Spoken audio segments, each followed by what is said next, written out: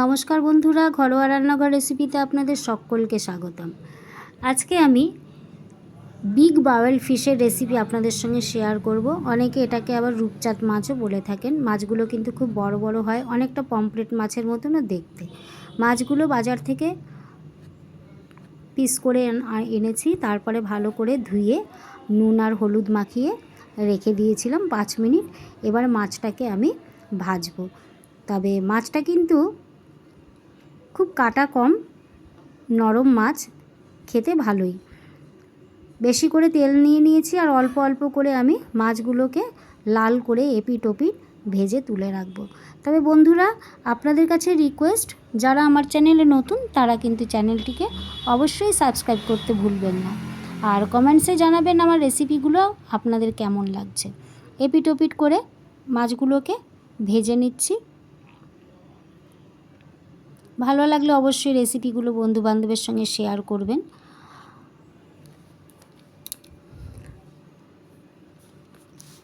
মাছটাকে এপিট ওপিট করে ভেজে নেওয়ার পরে আমি এটাকে তুলে রাখছি। এবার মাছটা রান্না করবার জন্য আমি যা যা নিয়েছি সেগুলো আপনাদের সঙ্গে আগে একটু বলে দিচ্ছি। নিয়ে নিচ্ছি আমি আদা, পেঁয়াজ, রসুন আর একটু কাঁচা লঙ্কা।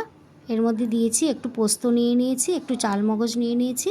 এগুলোকে আমি বেটে নেব। প্রথমে শিলনোড়াতে আমি চালমগজ আর পোস্তটাকে বেটে নেব।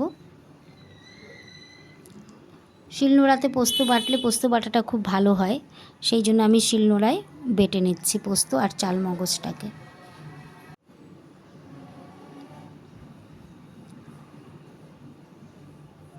আমার ভিডিওটা বন্ধ হয়ে গিয়েছিল বলে প্রথমে স্টার্টিংটা আপনাদের দেখাতে পারিনি। যে এখানে আমি তেলের মধ্যে প্রথমে কালি জিরা ফোড়ন দিয়ে তারপরে আদা, টমেটো, পেঁয়াজ, রসুনের পেস্ট দিয়ে একটু লবণ, হলুদ আর চিনি দিয়ে মশলাটা কষিয়ে নিয়েছি।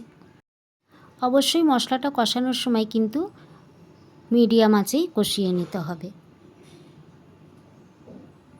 তেল ছেড়ে আসা পর্যন্ত আমি মশলাটা কষিয়ে নিচ্ছি। এবারে ভালো করে কষানোর পরে তেল ছেড়ে দিলে এর মধ্যে আমি পোস্ত আর চালমগজ বাটাটা দিয়ে ভালো করে কষিয়ে নিচ্ছি। চিনিটা আপনাদের তখন আমি দেখাতে ভুলে গিয়েছিলাম, কারণ আমার ক্যামেরাটা অফ হয়ে গিয়েছিল তাই। এবার মশলার বাটিটা ধুয়ে আমি এর মধ্যে একটু জল দিয়ে আবার মিনিট 2 একটু কষিয়ে নেব। এটা খুব একটা পাতলা ঝোল আমি করব না, একটু মাখা মাখা হবে। আদা, পেঁয়াজ, রসুন থাকার জন্য মশলাটাকে কিন্তু একটু মিডিয়াম আঁচে বেশ খানিকক্ষণ কষিয়ে নিতে হবে। তারপরে আমি দিয়ে দিচ্ছি হাফ বাটি মতন জল। ঝোলটা ভালো করে ফুটতে দেব কিছুক্ষণ।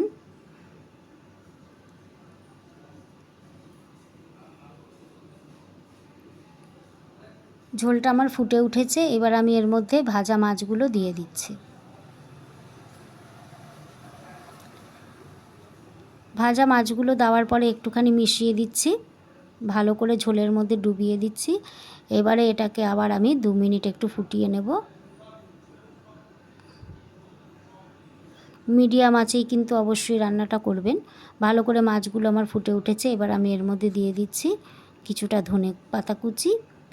এবার দিয়ে দিচ্ছি আমি হাফ চামচ গরম মশলা। ব্যাস, মাছ রান্না আমার রেডি। একটা সুস্বাদু মাছের রেসিপি আপনাদের সঙ্গে শেয়ার করলাম। এবার আমি এটা ঢেলে নিচ্ছি। দেখুন মাছটার কালারটা দেখে নিশ্চয়ই বুঝতে পারছেন কত অসাধারণ টেস্টি রেসিপিটি তৈরি হয়েছে।